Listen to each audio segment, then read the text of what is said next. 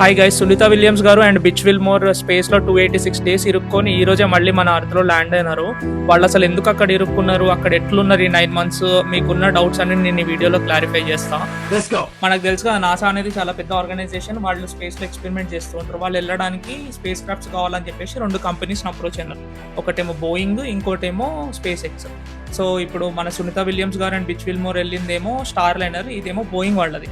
వాళ్ళు అది తయారు చేయడానికి కూడా చాలా టైం తీసుకున్నారు. సో ఎందుకైనా మంచిదని చెప్పేసి ఎక్స్పీరియన్స్డ్ పర్సనల్ని పంపిద్దామని చెప్పి దాంట్లో పంపించారు వాళ్ళు. ఇది యాక్చువల్లీ 8-day మెషినే, కానీ ఇంత డిలే అవుతుందని ఎవరికి తెలియదు. దానికి రీజన్ ఏంటంటే దాంట్లో నుంచి అక్కడికి వెళ్ళిన తర్వాత గ్యాస్ లీక్ అవుతుంది అనమాట. సో అందుకని చెప్పేసి ఎందుకైనా మంచిది, సేఫ్టీ ఇంపార్టెంట్ అని చెప్పేసి నాసా వాళ్ళు రిస్క్ తీసుకోవద్దని చెప్పి అక్కడే ఉంచారు. ఇంకా వీళ్ళిద్దరు వెళ్ళి ISS లోనే ఉన్నారు మచ్చా 8 months. ISS ఏందని చెప్పేసి అంటే కొన్ని కంట్రీస్ యునైట్ అయ్యి ఈ ఆస్ట్రోనాట్స్ స్పేస్ లోకి వెళ్ళినప్పుడు ఉండడానికి ఒక ప్లేస్ కావాలని చెప్పేసి తయారు చేసింది ఇంటర్నేషనల్ స్పేస్ స్టేషన్. సో అక్కడే ఉన్నారు. ఇక్కడ ఏందని చెప్పేసి అంటే 8 to 10 people వరకు అకామిడేట్ చేయొచ్చు. ఎవరి హెడ్ క్వార్టర్స్ వాళ్ళకు ఉంటుంది, పర్సనల్ స్పేస్. ఈ ప్లేస్ ఎట్లా ఉంటుంది అని చెప్పేసి అంటే అసలు గ్రావిటీ ఉండదు. మన బోన్ డెన్సిటీ అండ్ వెయిట్ అనేది చాలా తగ్గిపోతూ ఉంటుంది. ఏం చేయాలంటే వర్కౌట్ చేస్తూ ఉండాలి. థ్రెడ్ మిల్స్ అనేది ఉంటాయి మనకి. మనం 24 hours ఉంటే వాళ్ళందరూ 8 hours పడుకుంటారు. మిగతా టైం ఏమైనా వాళ్ళకి ఎక్స్పెరిమెంట్స్ ఏమైనా చేసేది ఉంటే అది చేసుకుంటూ ఉంటారు.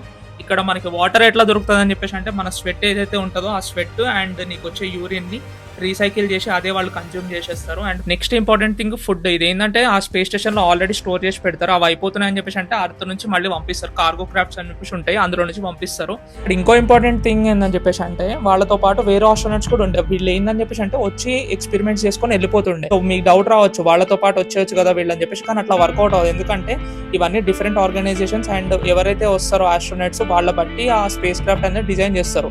వాళ్ళు రిటర్న్ రావడానికి ఎవరు పడితే వాళ్ళు వెళ్ళలేము. అండ్ ఆ స్పేస్ క్రాఫ్ట్ డిజైన్ చేయడానికి కూడా ఒక ప్లానింగ్ అనేది 7 to 8 months జరుగుతుంది. అందుకే ఇప్పుడు నాసా చాలా టైం తీసుకుంది. ఎందుకంటే వచ్చేటప్పుడు మళ్ళీ ఏమైనా అయిందని చెప్పేసి అంటే మొత్తం నాసాని బ్లేమ్ చేస్తారు కదా.